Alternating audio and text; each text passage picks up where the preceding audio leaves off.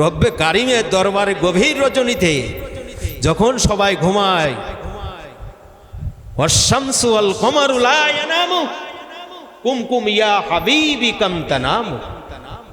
চন্দ্র সূর্য আল্লাহর জিকির করে, নবীর দুরূদ পড়ে, রোদন করে, কন্দন করে, আল্লাহর নিয়ামত রাজির দিকে, আল্লাহর রহমতের দিকে চেয়ে থাকে। আল ইশকে ওয়াল মুহাব্বাতু লা ইয়ানামু কুমকুম ইয়া হাবিবি কাম তানামু।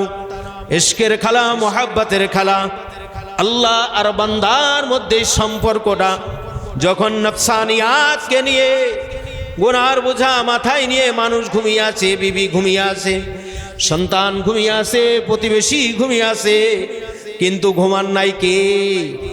আল্লাহ ঘুমায় না। আল্লাহর নবী বলেন, রাত্রি গভীর হলে আল্লাহ বান্দার নিকটবর্তী হয়। কোন বান্দা কোন ফয়খিয়াত নিয়ে আমি আল্লাহর কাছে চাইবে? লা তাখুযুহু সিনাতু ওয়ালা নাওম। আল্লাহ বলে আমি ঘুমাই না, অতন্দ্র প্রহরীর মতো সদা সর্বদা আমার বান্দার নিকটে চেয়ে আসি। কখন না কে জানি কি চাই। আমি আল্লাহ যদি ঘুমাই বা ঝিমাইতে থাকি, তাহলে আমার বান্দার চাওয়া পূরণ হবে না। সুবহানাল্লাহ। তখন এই গুনার কথা স্মরণ করে কাঁদো। ফালিয়াদহাকু কালিলা ওয়ালিয়াবকু কাসীরা। বেশি বেশি কাঁদো, কম হাসো। দেখবে অন্তরের হালত পয়দা হচ্ছে, আমলের উন্নতি হচ্ছে, এলেমি শক্তি আল্লাহ তাআলা বৃদ্ধি করতেছে, সবর করার মতো বড় শক্তি আল্লাহ তোমার ভিতরে দান করতেছে। তাওয়াক্কুল, ইখলাস পয়দা হওয়ার আসবাব উপকরণ আল্লাহ ওই বান্দার প্রতি দান করতেছে। এই জন্য আমার রাসূলুল্লাহ যদি কাজা না করতেন, এই নামাজ ফরজ হয়ে যেত, ঠিক না? এটা কি হতো? ফরজ হয়ে যেত।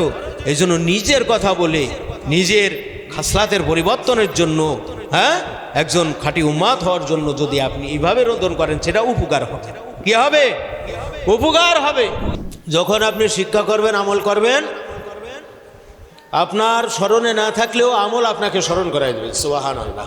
আমল কি করে দেবে? স্মরণ করাই দেবে। দৈনন্দিন যারা ইস্তেঞ্জায় যায়, মাথা ঢেকে যাওয়া সুন্নাত না?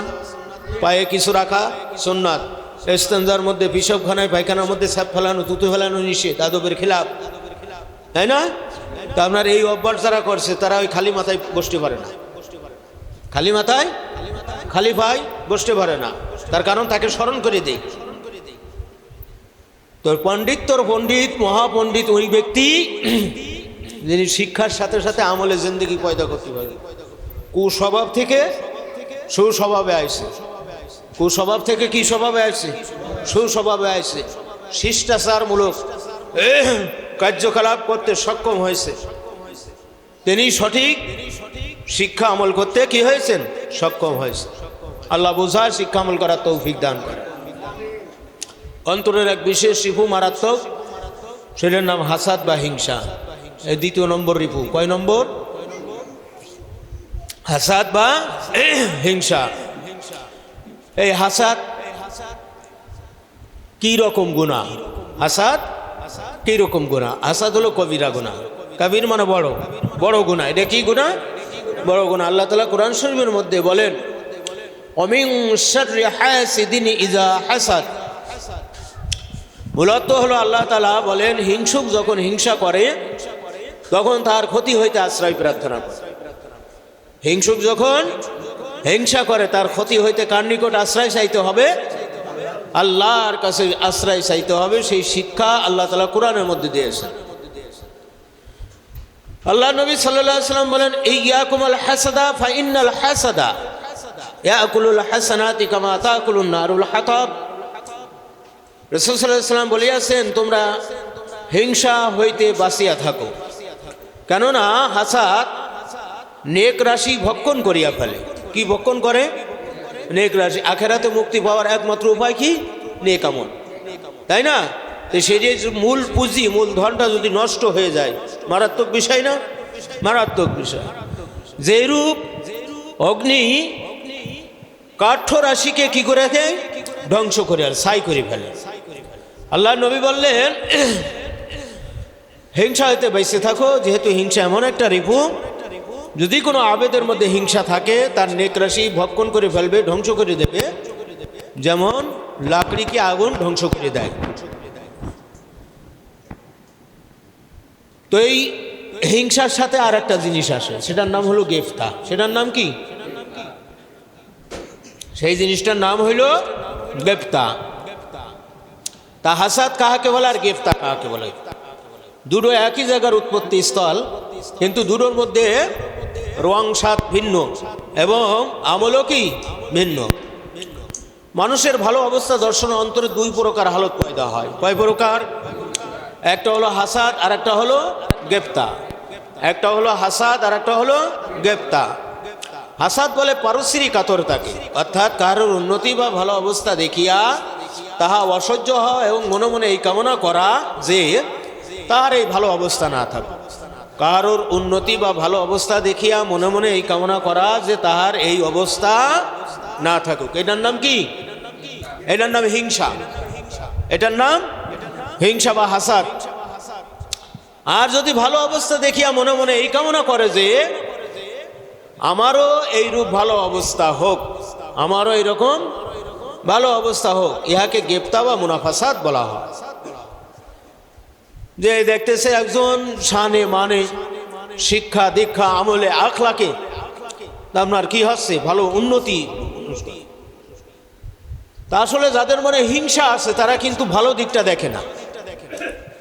তাদের ওই রিভুর তাড়নায় কুমন্ত্রণায় তাদেরকে কুমন্ত্রণার জায়গায় নিয়ে যায়। কুমন্ত্রণার জায়গায় কি করে? তাকে পতিত করে, নিয়ে যায়। আর যখন একজন খালেস মানুষ দেখে যে নারে উন্নতি ভালো অবস্থা সর্ব বিষয়, দিনই ধর্মীয় বিষয় বা দুনিয় বিষয়, তো তখন চিন্তা করে যে না আমারও এরকম ভালো অবস্থা দরকার, যেহেতু অন্তরটা কি আছে?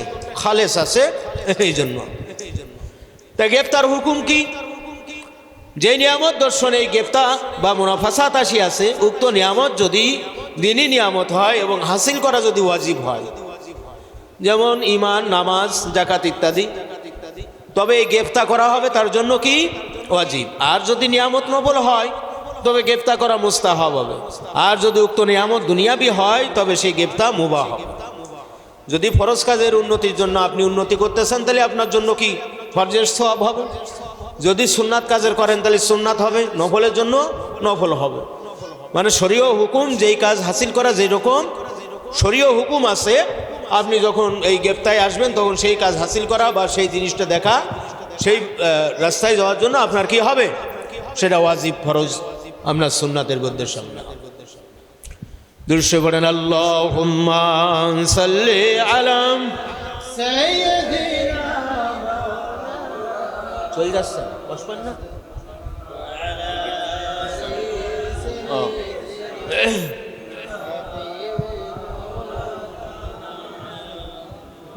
তাহলে হাসাদ কাহাকে বলে? জোরে বলেন।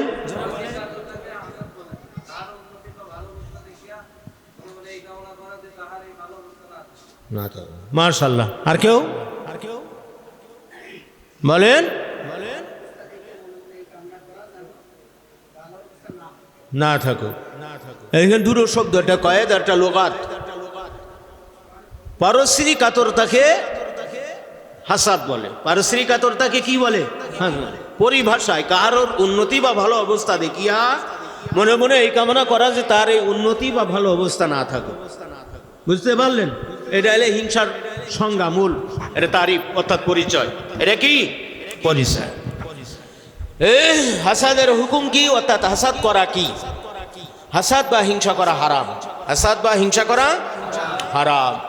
প্রকাশ থাকে যে গোমরা পীর ও গোমরা আলেমগণ যে নিয়ামতের দ্বারা গোমরাহি কাজ বিস্তার করে, উক্ত নিয়ামত ধ্বংসের কামনা করা জায়েজ, এবং ফাসেক লোকেরা যে সমস্ত নিয়ামত দ্বারা বেসরা কাজ বিস্তার করে উহাতে হাসাদ করাও জায়েজ আছে। হিংসা করা কি? হিংসা করা কি হারাম। কিন্তু আপনার যে নাকেশি ভণ্ড আলেম যারা আছে, যে সমস্ত বিষয় নিয়ে ভণ্ডামি বিস্তার করে, বেরসরা মানে বোঝেন, যেটা শরিয়াতে বৈধ না, নাজায়েজ সাব্যস্ত করা হয়েছে, আমরা সেগুলো বিস্তার করে, সেগুলো ধ্বংসের কামনা করা।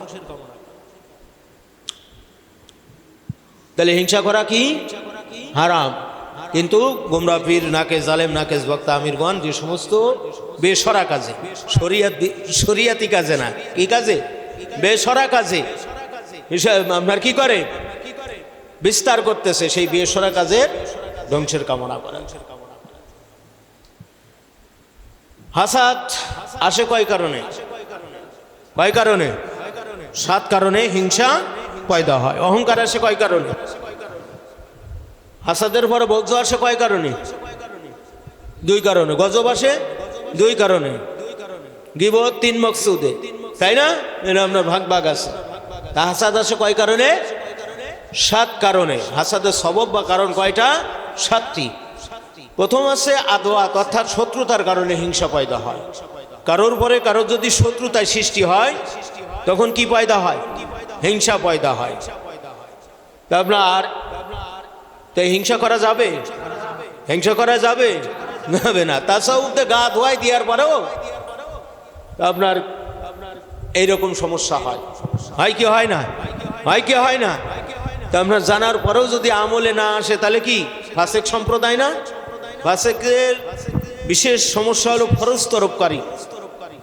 ফরজ তরফ করার কারণে আপনার সমস্যা হয়। দ্বিতীয় হলো সমশ্রেণীর লোকের উন্নতি দর্শনে অন্তরে হাসাদ পয়দা হয়ে থাকে। সমশ্রেণীর লোকের মানে পড়াশোনা এক, চলাফেরা এক, একই সমাজে বসে, এইরকম সমশ্রেণী।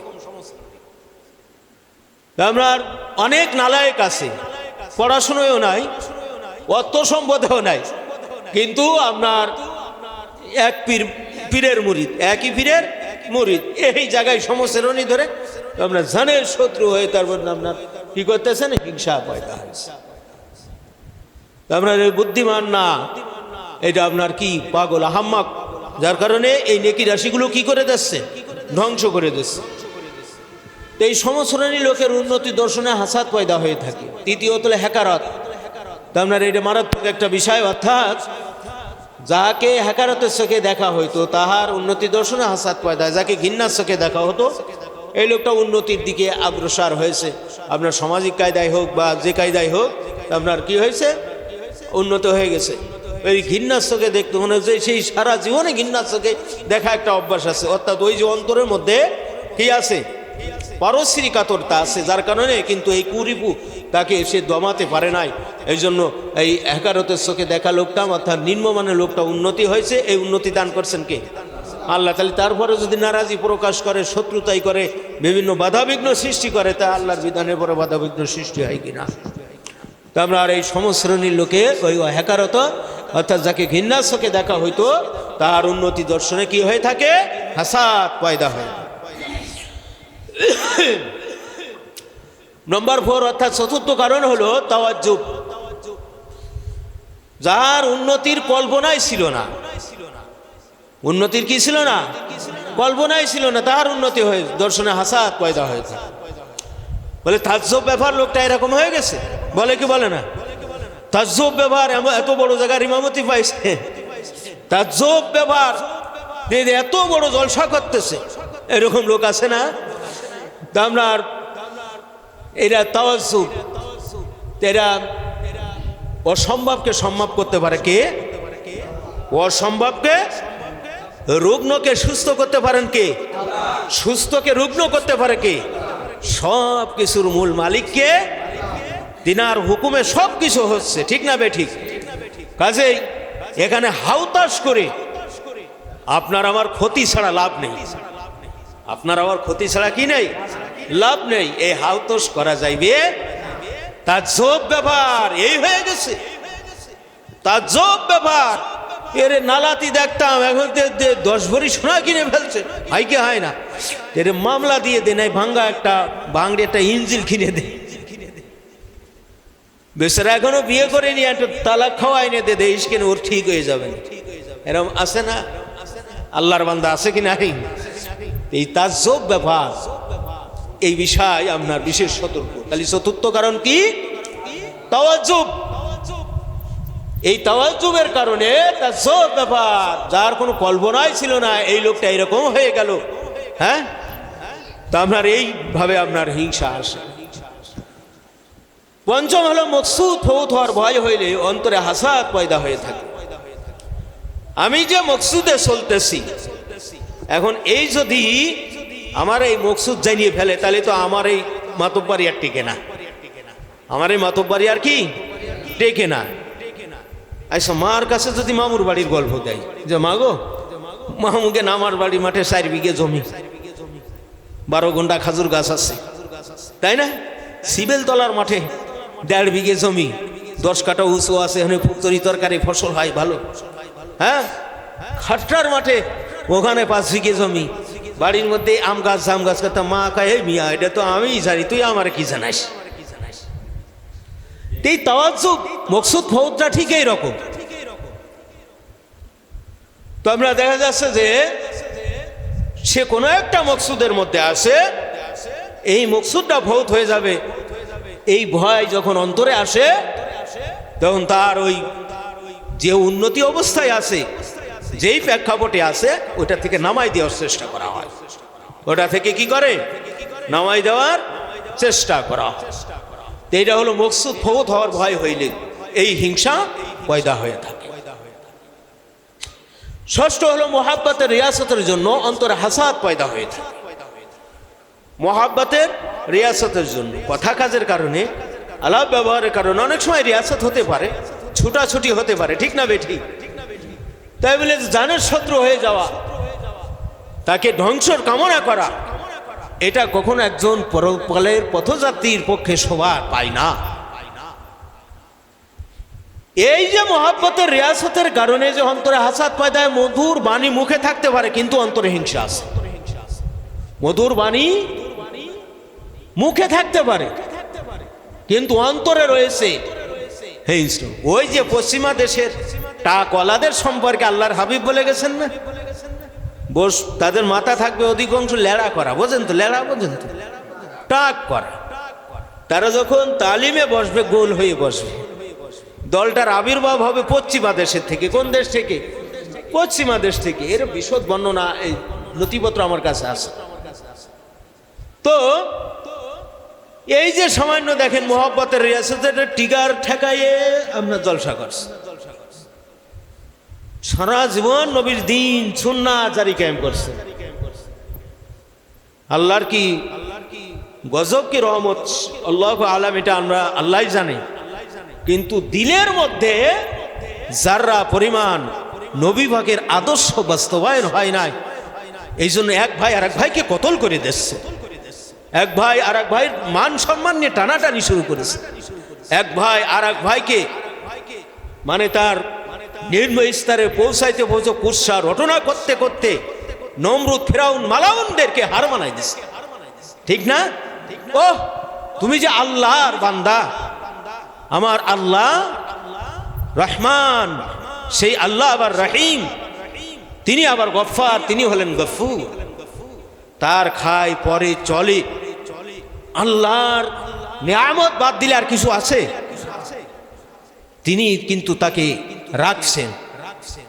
আর আমি বান্দা হয়ে বান্দার পরে এতটুকু ইহসান করতে পারলাম না, আমি কি বান্দা হলাম? কিভাবে আমার রবের সাথে আমার সম্পর্কটা সঠিক থাকবে গো? থাকবে না। এই জন্য আত্মসমর্পণকারীর নাম হইল মুসলমান, যিনি আত্মসমর্পণ করে। হাসরের মাঠ কায়েম হবে, মানবেরা কাতারে কাতারে দাঁড়িয়ে আছেন, এর ভিতরে আসমানের দিকে চেয়ে দেখবে, আসমানের দিকে নজর যাবে, মতির সিয়ার নূরে ঝলমল ঝলমল করতেছে, টলটল করতেছে। এত সুন্দর শাহী সিয়ার জীবনে কোনো মানুষ কল্পনা করে নাই। শিরবসন মুকুট সহকারে এত জাঁকজমকপূর্ণ ভাবে সিয়ারগুলো আসমান থেকে নিচের দিকে আগমন করছে। মানবেরা দেখে চোখটা ঝলসাই যাচ্ছে, নূর আর নূর, হিরে মতি জহরাত ডায়মন্ড দিয়ে সাজানো। এর মধ্যে মানবরা জিজ্ঞেস করবে, এই যে চেয়ারগুলো নামে আসছে, কুরসিগুলো নেমে আসতেছে, এই কুরসিগুলো কাদের জন্য? সুবহানাল্লাহ। প্রশ্ন আসবে না? যেই নূরের কুরসিগুলো অগণিত অসংখ্য দামি, যেমন জাঁকজমকপূর্ণ, তেমন সৌন্দর্য, তেমন খুশবু, তেমন তার শাহী সম্মান। মানবেরা জিজ্ঞেস করবে, এই কুরসিগুলো কাদের জন্য? আসমান থেকে গায়েবী আওয়াজ আসবে দুনিয়ার জমিনে, যারা নিঃস্বার্থভাবে একজন মুসলমান আর একজন মুসলমানকে আল্লাহর রাস্তে মাফ করেছে তাদের জন্য। হকুল ইবাদ ছিল তাও মাফ করে দিয়েছে। অসংখ্য টাকা মেরে খেয়েছে, মাফ করে দিয়েছে আল্লাহর রাস্তে, যা আমি আল্লাহর রাস্তে মাফ করে দিচ্ছি। ভিটে বাড়ি জমিনটুকু ফাঁকি দিয়ে খেয়ে গেছে, তারপরে ওই আল্লাহর বান্দা আল্লাহর দিকে চেয়ে বলছে, যা আল্লাহর রাস্তে মাফ করে দিছি। আল্লাহ রাব্বুল আলামিন তাদের এই শান, এই মান দান করবে। আল্লাহ ঘোষণা করবে, কারা নিঃস্বার্থে আল্লাহর জন্য মাফ করে দিয়েছো, অগণিত অসংখ্য টাকা পয়সা অর্থ সম্পদ পাওয়ার পরে অন্যায় অপরাধকে মাফ করে দিয়েছো, তারা এই কুরসিতে আহরণ করো, এখানে বসো। বলেন না সুবহানাল্লাহ। তোমার কতটুকু নিকৃষ্ট মনের মানুষ তুমি, যিনি রাহমাতাল লিল আলামিন এসেছিলেন, তার আদবে, আখলাকে, সালাতে, ফিরাতে কাফের বেঈন মুশরিকেরা কোটি কোটি অগণিত অসংখ্য সম্পদ তার কদমের পরে লুটিয়ে দিয়েছে। গাড়ি বাড়ি ধন সম্পদ ছেড়ে তারা পাথরের পরে শুয়ে পড়েছে। রাসূলুল্লাহর মহাব্বতে, আল্লাহর ইশক তাদের অন্তরের মধ্যে ঢুকেছে। আর তুমি মুসলমান দাবি করো, আল্লাহর বান্দা দাবি করো, রাসূলের উম্মত দাবি করো, তোমার অন্তরে কুরিপু ছাড়া সুরিপুর আশা করা যায় না। তুমি কেসা মুসলমান হলো গো? কথা ঠিক বুঝতে পারছেন? হ্যাঁ, এই জন্যই মহাব্বতের রিয়াসতের জন্য অন্তরে হাসাদ পয়দা হয়। সপ্তম হলো খোঁজ ও বখেল নফসের কারণে অন্তরে হাসাদ পয়দা হয়ে যায়। খুবই সাত্তার মানুষ, নিকৃষ্ট মনোভাব নিয়ে যারা সমাজের পরে চলে, কিরভিন শরীয়ত ইহসান করছে। আল্লাহ আমার ভাই, আমিও সমাজে বাস করি, ভাইও বাস করে, তিনিও দিন মজুরি, আমিও দিন মজুরি, তা ভাইজান যখন পারছে ত্যাগ স্বীকার করে, আমি কেন পারবো না? তাহলে তার আমলের উন্নতি সাধন হতো কি হতো না? উনি কিছু শোনে না দিয়েই বলে কি না জানি একখান মনে, আসলে কিছু না, এখানে কোনো সংজ্ঞাই নেই, কিন্তু সংজ্ঞাটা বানিয়ে ফেলেছে। তুমি আসলে আল্লাহর বান্দা হতে পারো না, আমার রব্বে কারিমের সঠিক অনুগত্যশীল তুমি হও না, আমার রাসূলুল্লাহ সাল্লাল্লাহু আলাইহি ওয়াসাল্লামের সঠিক উম্মত তুমি হও না। যেহেতু তোমার ভিতরে খবিস আত্মা এখনো রয়েছে, তোমার ভিতরে বখিলি রিফু এখনো কাজ করতেছে। হ্যাঁ, তোমার অন্তরের মধ্যে বখিল রিফু কি করছে? এখনো কাজ করছে, ওটাকে তুমি থামাতে পারো নাই, তুমি এই নফসকে দমাইতে পারো নাই। এই জন্য তুমি এলেমের অতল গহতলে এখনো পর্যন্ত পৌঁছাই নাই, আমলের স্বাদ লফজ অনুভব করতে শেখো নাই। মাওলার ইশকের যে মহাব্বত, এই ইশকে মহাব্বত তোমার ভিতরে এখনো পর্যন্ত আসে নাই। তো জাহেরি এলেম হয় দুধের মতো, বাতেনি এলেম হয় মাখনের মতো। জাহের আর বাতন মিলিয়া এই মাখন থেকে ঘি বের হয়। সুবহানাল্লাহ, সুবহানাল্লাহ। এই জন্য প্রথম সত্যের মধ্যে তো আসতে পারিনি, তো দ্বিতীয় সত্যে কোথায় আসবে, তৃতীয় সত্যে কোথায় আসবে? এই জন্য সত্যের সন্ধান পাওয়ার পরেও যদি গাফিলাতা থাকে, কৃপণতা থাকে, আত্মা যদি ছোট থাকে, তাহলে কিন্তু সমস্যা আছে, আছে না? না, দেখেন, কোথাও দেখিলে ছাই উড়াইয়া দেখিবে তাই, কোথাও দেখিলে ছাই উড়াইয়া দেখিবে তাই, পাইলে পাইতে পারো অজানা রতন। সুবহানাল্লাহ। ছাই বলে ঘৃণা করা যাবে না, যাবে? এই ছায়ের তলে স্বর্ণ লুকায়িত থাকতে পারে, হিরে জহরাত লুকায়িত থাকতে পারে। আমি তাজ্জব হয়ে গেলাম, অবাক হয়ে গেলাম যে একজন জেনারেল মানুষ, মাঝে আমরা একটা প্রশিক্ষণ করছিলাম, কোর্সটা শেষ হলো শনিবারে, তোর 11টার সময় একটা নাস্তা দেওয়া হয়। তাই নাস্তা 3টা দল, গোলাপ, শাপলা, জবা, ফুলের নামে দল করা। এই জবা দলের নাস্তা বন্টন করার দায়িত্ব ছিল, এরা বন্টন করেছে। করার আধা ঘন্টা পরে ট্রেনার রুমে প্রবেশ করছে, বলছে আপনার নাস্তা করেছেন? তো সবাই বলছে জি করছি। একজনের কলার ভুটাবার প্যাকেটের মধ্যে দিবার হয়েছে, তা হচ্ছে আপনার নাস্তা করেননি? অনেকে নাস্তা করে না, ওই বাড়ি নিয়ে যায়, ছেলে মেয়েদের খাওয়াবে, বাবা মুখির খাওয়াবে, বিবিরি দেবে। তা আপনারা এগুলো করেন কেন? নাস্তা খেয়ে ফেলবেন। অনেকে দুপুরের খাবারটা নিয়ে যাবেন, সেটা আছে ভিন্ন কথা, যদি একটার সময় শেষ হয়। আপনারা মনে করেন যে নিজে যদি খাই ফেলি ছেলে ফেলে খাবে কি? তার খাওয়ানোর মালিক একজন আছে, তিনি হলেন আল্লাহ। আপনি না খেয়ে সম্পদ করতেছেন, বলে ছেলে ফেলে থাকবে, করবে, খাবে, এই জন্য তাদের জন্য করেছেন। যার পিতামাতা নেই সেও বেঁচে আছে না, লোকটা এইভাবেই বুঝাচ্ছে ট্রেনার। আমি অবাক হলাম, যিনি একজন জেনারেল মানুষ হওয়ার পরেও আল্লাহ সুবহানাহু ওয়া তাআলার পরে তার কত ভক্তি এবং ভরসা, যে আপনি নিজে বোকা থেকে, ক্ষুধার্ত থেকে সন্তানের চেষ্টা করে নিজে জানে কষ্ট দিচ্ছেন। এটা করছেন কেন? যিনি আপনার সন্তানকে পাঠাইছে তিনি তো তার খাবারের ব্যবস্থা করে। হ্যাঁ, কিন্তু জেনারেল মানুষ আগা, আমি অবাক। আমি দেখলাম যে আসলে হ্যাঁ, খালি লিবাসের মধ্যে থাকে না, একিন পয়দা হতে গেলে পরিশুদ্ধ অন্তরটা লাগে। কত সুন্দর আল্লাহর পরে, এবং তার কথাবার্তাগুলো শুনলেই বোঝা যায় যে আসলে লোকটা নর্ম, ভদ্র এবং ধর্মের পথে চলে। কিন্তু আছে এখন একদম ফট করে করলে তো গোল জামা গাই দিচ্ছে না, বলে ফেলে না, এরকম দেবে এক সময় আল্লাহ যখন খাস রহমতের পরে নাজিল হবে। ঠিক না বে ঠিক? ঠিক না বে ঠিক? তো যাই হোক, এই খবিস আত্মা, বখল নফস, এটা দূর করতে হবে।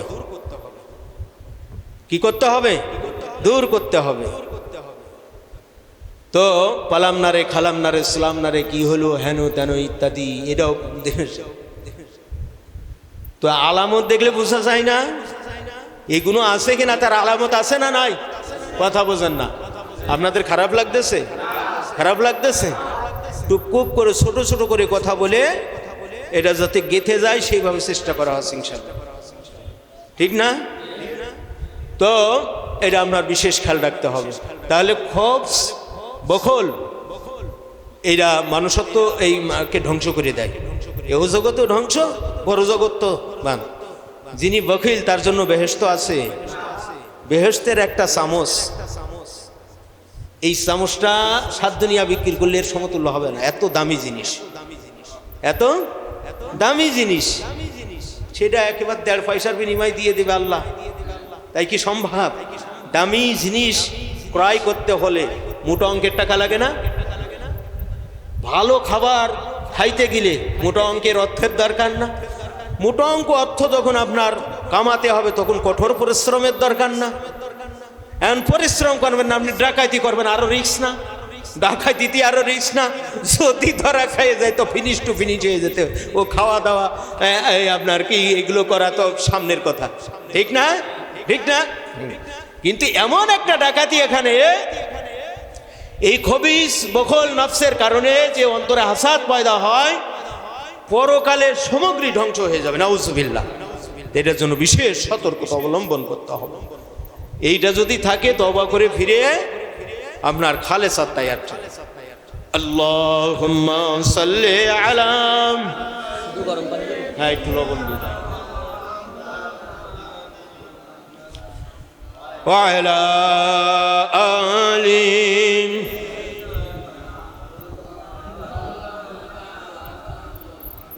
মোহাব্বত জোরে সুরে আল্লাহুম্মা সাল্লি আলা,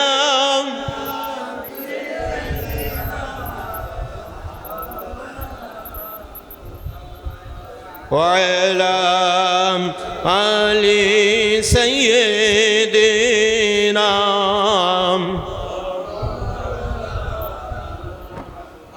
হাসাদের সবব হলো কয়টা?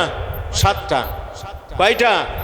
নম্বর 1 আদওয়াত, নম্বর 2 সমশ্রেণী লোকের উন্নতি দর্শন, নম্বর 3 হাকারত, নম্বর 4 তাওয়াজ্জুব, নম্বর 5 মকসুদ ফৌধর ভয় হইলে, নম্বর 6 মোহাব্বতের রিয়াসতের কারণে, নম্বর 7 আপনার কি খবস বখিল নফসের কারণে। হিংসা আছে কয় কারণে? জোরে বলেন বিল্লাল, কয় কারণে? এই লাবলু কয় কারণে? আরশাদ ভাই কয় কারণে? মামু কয় কারণে? মামুন কয় কারণে? 7 কারণে। এই 7 কারণেতে 6.5 কারণ বাদ দেবো, হাফ কারণ থাকবে কিল্লাফাতে আমরা মুসলমান। সমস্যা সমস্যা আছে না? আছে। ওই প্রথমে আমি কিন্তু বলছি যে যার ব্রেনের সমস্যা মনে করতে এই যে বোধহয় শরীরের সবচেয়ে বড় সমস্যা, যারা হার্টের সমস্যা সে মনে করতে যে এই যে বোধহয়, এটা আমি কি বুঝাতে পারলাম? তাহলে বিষয়টা কিন্তু এইভাবে। এখন হিংসার আলামতটা কি? ও আলামাতিহা, তাসাউফের 3য় নম্বর মাসলা কি? ওয়া আলামাতিহা, ঝগড়া করা। কি করা? ঝগড়া করা, কলহ করা। ঝগড়া, কলহ, দলাদলি ইত্যাদি সব হিংসার আলামত। ঝগড়া করা, কলহ করা, দলাদলি করা, পার্টি সিলেকশন করা, ঘাসঘুষ করা, ফসফুস করা, কূটনীতি করা, দুর্নীতি করা, মিথ্যে তহমত লাগানো, বহতান দিয়া ইত্যাদি, এগুলো সবই এই হিংসা রিপুর মধ্যে আসে। কিসের মধ্যে আসে? হিংসা রিপুর মধ্যে শামিল। কিন্তু এগুলো সবই যে এর ভিতরে হিংসা কাজ করতেছে, তার লক্ষণ হলো ঝগড়া করা, কলহ করা, দলাদলি ইত্যাদি, দল ফাঁকানো বিভিন্ন কায়দায়।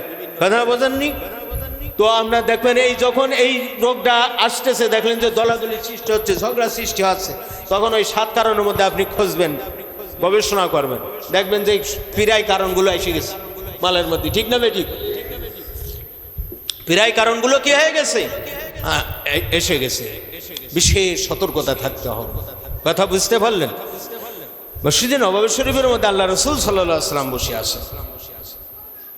দেখেন সাহাবী হুজুরগণ আল্লাহর কাছে এত দামি হওয়া মানে কথা পড়ার সঙ্গে সঙ্গে তারা সেটা জীবন ভর দিয়ে সেই জিনিসটাকে আঁকড়ে ধরতো এবং সেই অনুযায়ী তারা কাজ করত। সুবহানাল্লাহ। এই জন্য সাহাবী হুজুরগের মান শান আল্লাহর কাছে অসংখ্য গুণ বেশি। যত আলেম দুনিয়াতে আসছে আর আসবে, সাহাবীদের মতো একজন আলেম হবে? কথা কয় না। হবে? হবে? হবে না। তো আল্লাহ নবী বলছেন তোমাদের নিকটে বেহেশতি লোক আগমন করবে। কে আগমন করবে? সাহাবীরা বলছে, মনে মনে কথা কোথায় কি বেহেশতি লোক, বেহেশতি এত দামি একটা জিনিস, এর একটা ধারণা করছে। এর মধ্যে দেখে যে একটা লোক উজু করে আসছে, তো দাড়ি পানি গড়িয়ে পড়ছে। আপনার কাছের জিনিস, গোয়ালির দুয়ারের ঘাস কি খায় না? গরুতি খায় না। তো সবাই মনে করলো যে আসমান থেকে লাভবে বা বিশাল কোনো একটা সৌন্দর্য বা অন্য কিছু হয়তো থাকতে পারে, যেহেতু বেহেশতি লোক আসতেছে। আপনার এরকম একটা চিন্তা করছে, যা দেখলেন যে তাদের মধ্যে চলাফেরা লোক সেই আগমন করলো। পরপর 3 দিন একই অবস্থা। একজনের মনে আপনার বিরাট আগ্রহ জাগলো। আমাদের সমাজে কিছু লোক আছে হু এরম বলে না, দূর ওই অতি হারে না। কিছু জায়গা বলা যায় তার লক্ষণ আলামত বুঝে, কিন্তু সব জায়গায় অনেকে প্রথমে কিন্তু এই ফিসটা এইভাবে টেনে যায়। ঠিক না বেঠি? রাগ হচ্ছে আপনার? কষ্ট হচ্ছে? একটু জোরে জবাব দিলে ভালো হয় না? হ্যাঁ। তো বললো একটা জরুরত, মানে অনেক লম্বা চলা কথার সঙ্গে বলছি যে জরুরত মানে তার সাথে গেল, বলে আপনার বাসা আমার মেহমান। তো এই গেছে ওনার ওই আমলগুলো লক্ষ্য করার জন্য। কি লক্ষ্য করার জন্য? আমলগুলো লক্ষ্য করার জন্য। তো আপনার দেখলো যে আসলে তাহাজ্জুদ পড়ে না, তাসবিহ পড়ে না, বা শক্ত নামাজ সুন্দরভাবে পড়ে, সুন্নাত তরিকার পরে জীবনযাপন করে। তবে যে নির্ভরযোগ্য গ্রহণযোগ্য এমনগুলো বালটি আমলে রাখলে কিছু দেখলেন না। 3 দিন থাকলো, থাকার পরে তার কাছ থেকে বিদায়। বলছে ভাই আমি তো একটা বিশেষ উদ্দেশ্য করে একটা জরুরত বলে আপনার কাছে, আসলে বিষয় তা না। এই আপনার এই রাসূল সাল্লাল্লাহু আলাইহি ওয়াসাল্লাম বলছেন জান্নাতি লোক, তো কি আমল করেন এইটা আমি ফলো করার জন্য, দেখার জন্য আসছিলাম। আপনার তো কোনো সেরাম আমল দেখলাম না। আসলে ভাই আপনি কি আমল করেন? লোকটা বলল যে দেখেন আমি তো এই যেটা যা জানি করি, কিন্তু আমার এক বিশেষ খেয়াল আছে, এই পারশ্রীকাতরতা, এই জিনিসটা কারোর ভালো অবস্থায় আমার অসহ্য ভাব ধ্বংসের কামনা করে, এইটা আমি মোটেই করি না। এই বিষয়ে আমি বিরাট সতর্কতা অবলম্বন করি এবং কারোর ভালো অবস্থা দেখে আমার মনের মধ্যে কোনো রকমের অসহ্য ভাব হয় না।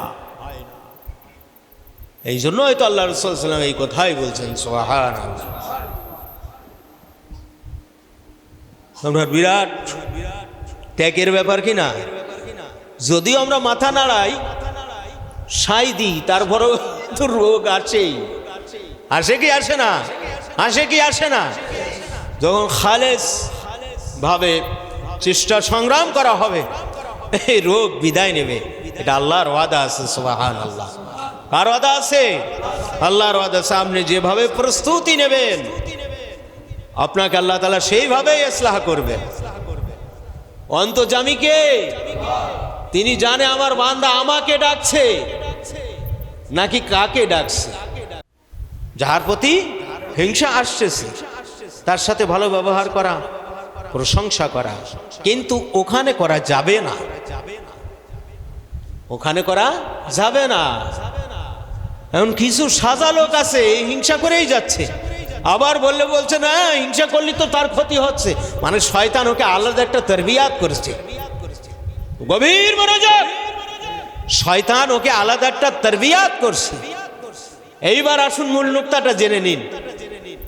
নুকতাটা কি?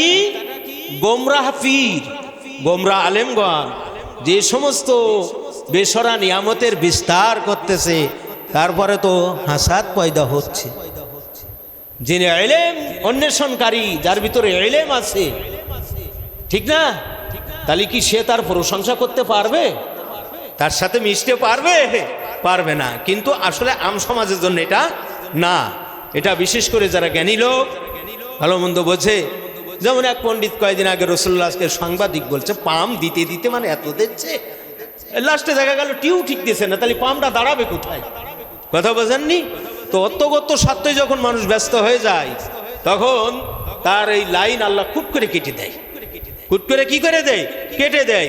পয়সার জন্য বেশি কিছু লাগে না, পয়সার জন্য বেশি কিছু লাগে না, তা সাংবাদিক বলে ফেলছে। কথা বোঝেননি?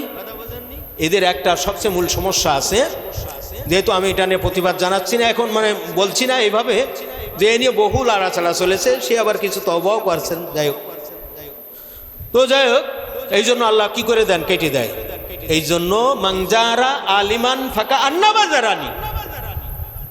আমার গবেষণায় আমি একটা বিরাট একটা কারণ পাইছি, একটা আসবাব পাইছি, উপকরণ আসবাব। সেটা হলো হাক্কানি আলেমদের সাথে তাদের সম্পর্ক নাই। হাক্কানি আলেমদের সাথে সোহবতে তো তলেকোনা তালেকা সানেকুলা সালে, এক জামানা সোহবতে বা আউলিয়া, একটা মুহূর্ত হাক্কানি আলেমের সোহবত থাকে 100 বছর বেরিয়ে ইবাদতের সেশন। এই হাকিকতের সঠিক সুন্নাহ পদ্ধতি না থাকার কারণে যখন তখন যাতা, কেউ বলছে রোজা পূজা, হ্যাঁ রোজা পূজা, কেউ বলছে সাংবাদিক, কেউ বলছে বড় ভাই চেয়ে বেশি কিছু না, এইরকম গুস্তাখি কথাবার্তা বলে এরা একেবারে গজবের শেষ প্রান্তে এসে গেছে। একেবারে গজবের কি শেষ প্রান্তে। কিন্তু হুব্বে রাসূল যদি থাকতো, থাকবে কিভাবে? ওই যে রাসূলুল্লাহর যে সঠিক নবুয়তের যে সঠিক প্রধান পন্থা, ইন্নাল্লাযীনা ইউবাইউনাকা ইন্নামা ইউবাইউনাল্লাহ ইয়াদুল্লাহি ফাওকা আইদিহিম, এই জায়গা থেকে সংযোগটা বিচ্ছিন্ন হওয়ার কারণে আল্লাহর হাতে তাদের হাত নাই, রাসূলুল্লাহর দস্তকে তাদের হাত নাই, হাদির হাতের সঙ্গে তাদের কোনো সম্পর্ক নাই। এই জন্য মন চাই জিন্দেগি কোথাও কোনো সময় কাফের, কোনো সময় ফাসেক, কোনো সময় মানে হিন্দু সেজে যাচ্ছে, ঠিক না বে ঠিক? আল্লাহ দেশ জাতি মুসলমানদের এই সমস্ত ফিতনা থেকে হেফাজত করেন। তাহলে এর সাথে কি আসলে ওই ভালো ব্যাপার ওইভাবে চলবে? তার কিতাবে আহ্বান দিতে হবে, তওবার ফুসরাত দিতে হবে। শুনে রাখবেন, মাকামে বোধ হইতে মাকামে করবের দিকে রুজু হওয়াকে তওবা বলে। সুবহানাল্লাহ। জাহিরি বাতিনি গুনাহ থেকে ফিরিয়া থাকার নাম হইল, পুনরায় না করার অঙ্গীকারবদ্ধ হওয়া হইল তওবা। তওবার 3 রকম, এলেম, হাল, আমল। এলেমে হাল পয়দা হবে বা আফসোস, এই আফসোসের কারণে আমল পয়দা হবে। প্রকাশ্য গুনাহ করার কারণে, ভুল মাসলা দেওয়ার কারণে আল্লাহ রসুলের শান মান ইজ্জতের যদি কোনো ক্ষতি হয়, সেই মজলিসে বলবে আমি অমুক সময় অমুক টাইমে আল্লাহর হাবিবের শানে এই কথাটা বলেছিলাম, এই কথাটা কোরআন হাদিসের বিরোধী যায়, আমি বলে ফেলেছি আপনাদের সামনে। যদি কেউ বিশ্বাস করে থাকেন তওবা করে নেন, এই কথাটা ভুল মেসেজ ছিল। আমাকে আল্লাহ মাফ করুক। আপনাদের সামনে এই মাসলাটা আমি সুন্দরভাবে বলে দিলাম, হবে এইরকম, কিন্তু বলছিলাম আমি অন্যরকম। আল্লাহ আমাকেও মাফ করুক, আপনারা দোয়া করবেন, আপনাদেরকেও মাফ করুক। এই হলো তওবা। এখন জনসম্মুখে বলে এসেছি, ভুল মেসেজ আমি দিয়ে দিয়েছি, প্রত্যেকেই মেমোরিতে সেই মেসেজ নিয়ে গেছে। এখন রাত্রিতে তাহাজ্জুদের গুজারিশ করি, আকিমিস সালাতা লিদুলুকিল শামস ইলা ওয়াসাকিল লাইলি ওয়ান নাহার, আয়াত খেলা আসতেছে না। এখন আমি রাত্রিতে তাহাজ্জুদে দাঁড়াইয়া বলতেছি, আল্লাহ আমি শিরক করে ফেলছিলাম, ওয়াজ করতে করতে, জালসা করতে করতে, তুমি আমাকে ক্ষমা করে দাও। মাফ হবে? হবে? এরা ভুল মাসলা দেওয়ার কারণে সর্বনাশ হয়েছে না? ওখানে বলতে হবে, এখানে কান্দার প্রয়োজন নাই। নফসানিয়াত করেছেন, ফায়সা করেছেন, আল্লাহর সাথে সম্পর্কে আপনার ব্যাঘাত ঘটেছে। রব্বে কারিমের দরবারে গভীর রজনীতে যখন সবাই ঘুমায়, ওয়াশ-শামসু ওয়াল কমারু লা ইয়ানামু কুমকুম ইয়া হাবিবি কাম তানামু, চন্দ্র সূর্য আল্লাহর জিকির করে, নবীর দুরূদ পড়ে, রোদন করে, কন্দন করে, আল্লাহর নিয়ামত রাজির দিকে, আল্লাহর রহমতের দিকে চেয়ে থাকে। আল ইশকে ওয়াল মুহাব্বাতু লা ইয়ানামু কুমকুম ইয়া হাবিবি কাম তানামু, ইশকের খেলা, মুহাব্বতের খেলা, আল্লাহ আর বান্দার মধ্যে সম্পর্কটা যখন নফসানিয়াতকে নিয়ে, গুনার বোঝা মাথায় নিয়ে মানুষ ঘুমিয়ে আছে, বিবি ঘুমিয়ে আছে, সন্তান ঘুমিয়ে আছে, প্রতিবেশী ঘুমিয়ে আছে, কিন্তু ঘুমান নাই কে? আল্লাহ ঘুমায় না। আল্লাহর নবী বলেন, রাত্রি গভীর হলে আল্লাহ বান্দার নিকটবর্তী হয়। কোন বান্দা কোন ফয়খিয়াত নিয়ে আমি আল্লাহর কাছে চাইবে? লা তাখুযুহু সিনাতু ওয়ালা নাওম, আল্লাহ বলে আমি ঘুমাই না, অতন্দ্র প্রহরীর মতো সদা সর্বদা আমার বান্দার নিকটে চেয়ে আসি। কখন না কে জানি কি চাই। আমি আল্লাহ যদি ঘুমাই বা ঝিমাইতে থাকি, তাহলে আমার বান্দার চাওয়া পূরণ হবে না। সুবহানাল্লাহ। তখন এই গুনার কথা স্মরণ করে কাঁদো, ফালিয়াদহাকু কালিলা ওয়ালিয়াবকু কাসীরা, বেশি বেশি কাঁদো, কম হাসো। দেখবে অন্তরের হালত পয়দা হচ্ছে, আমলের উন্নতি হচ্ছে, এলেমি শক্তি আল্লাহ তাআলা বৃদ্ধি করতেছে, সবর করার মতো বড় শক্তি আল্লাহ তোমার ভিতরে দান করতেছে। তাওয়াক্কুল, ইখলাস পয়দা হওয়ার আসবাব, উপকরণ আল্লাহ ওই বান্দার প্রতি দান করতেছে। এই জন্য আমার রাসূলুল্লাহ যদি কাজা না করতেন, এই নামাজ ফরজ হয়ে যেত, ঠিক না? এটা কি হতো? ফরজ হয়ে যেত। এই জন্য নিজের কথা বলে, নিজের খাসলাতের পরিবর্তনের জন্য, একজন খাঁটি উম্মাত হওয়ার জন্য যদি আপনি এইভাবে রোদন করেন, সেটা উপকার হবে। কি হবে? উপকার হবে। কিন্তু প্রকাশ্য গুনার জন্য ওইভাবে তওবা। আর গুনাহ কয় ভাগ? কয় ভাগ? গুনাহ তওবা করতে হলে গুনাহ চিহ্নিত করতে হয় না? কি করতে হয়? কি কি?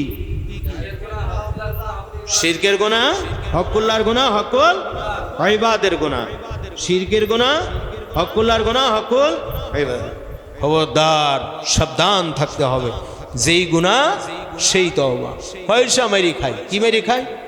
পয়সা কয় হুজুর যদি মেরি ঠেরে খায় তাহলে রাস্তা ক্ষমা করে দিন, মানে হেলপারিটা নিজের মধ্যে আছে। বলতে হবে, হুজুর আমি এই 10 টাকা মেরি খাইছি, বা আত্মসাৎ করছি। কথা বুঝতে পারলেন? এখন হুজুরের সামনে বলতেছে না, হাঁটুরে মাঠে বড় করে চল্লিকা থাকবেন, শেষ মা কি হবেন? হুজুর দিয়ে বলছি আমি। তো বলছে যে না, মানে এরকম কিছু লোক আছে মেলা চালাকি করতে চায়। বিচার মানি তাল গাছ আমার, বিচার মানি তাল গাছ আমার। আমাকারু আমাকারাল্লাহ আল্লাহু খায়রুল মাকিরিন। যুক্তি আর তর্ক দিয়ে আল্লাহর বিধান নামানো যাবে না, ঠিক না? আল্লাহ বলছেন, বান্দা মেমোরি দান করেছি আমি আল্লাহ, ব্যবহার করার ক্ষমতা দান করেছি আমি আল্লাহ। কিন্তু আমি আল্লাহ তাআলা সৃষ্টিকর্তা, লালনকর্তা, পালনকর্তা হওয়ার পর আমার দেওয়া এই ক্ষুদ্র মেমোরি দিয়ে, যুক্তি তর্ক আর বুদ্ধি দিয়ে আমি আল্লাহকে হার মানাতে চাও? আল্লাহু খায়রুল মাকিরিন, কখনো তার সম্ভব না। ঠিক না বে ঠিক? কখনো তা সম্ভব না। ওই যে মায়ের নিকট কার গল্প? মামুর গাড়ি। এই জন্য কান কথা থেকে বিশেষ সতর্কতা অবলম্বন করতে হবে। অহংকার, হিংসা, কিনা, বক্স, রিয়া, গুরুর থেকে বিশেষ সতর্কতা অবলম্বন। এলেম শোনার সঙ্গে সঙ্গে সেটাকে আমল করতে হবে, উস্তাদ ফলো করতে হবে। কি ফলো করতে হবে? উস্তাদ ফলো করতে হবে। এই জন্য আপনার ওই সবকটা আবার পুনরায় থাকবে। ম্যাবের কিতাবের প্রথম সবক। খবরদার, খবরদার গাফিলাতি করেন না। আমি বলছিলাম না, একটা লাইন হলে, একটা শব্দ হলেও বলবেন। মনে করেন 1600 শব্দ। কত শব্দ? 1600। আপনার ওই 1600 হবে না বলে আপনি পড়লেন না। একটাও কি হবে কোনোদিন? কথা কয় না। একটাও কি হবে? এই 1600 থেকে সপ্তাহে 10টা করে শিখলেন। মাসে কয়টা হলো? 40টা। সপ্তাহে 10টা, মাসে কয়টা? 4 বারং বছর পার হলো 480টা পার হয়েছে। 1600 কত গেল? 480, 500 চলে গেল। আছে কত? এখন পারি নিয়ে করবো না, বছরকে বছর যাবে, একটা কমবে? একটাও কমবে? কমবে না। এই জন্য বিশেষ আপনার রাগ করতেছেন নাকি? না। এই জন্য এটা গ্রহণ করবেন, সুন্দর করে পড়ার চেষ্টা করবেন। তৌফিক দেবেন কি? আল্লাহ। আমি যদি মনে করি যাক একটা কইয়ে দিবান, যা হবে না, আমি কি বাড়বো না? কি কারবে? কারো জরিমানা ধরবো? কারোর অপমান করব? করব না। তাহলে তা যা তাই করবেন, ও শব্দ নেই, তাহলে তো কোনো সমস্যা নেই। কি আর কব? ওই 2-1 কথা কই বাসে। এটা করা যাবে? যাবে না। আল্লাহ আমাদের বুঝার তৌফিক দান করেন।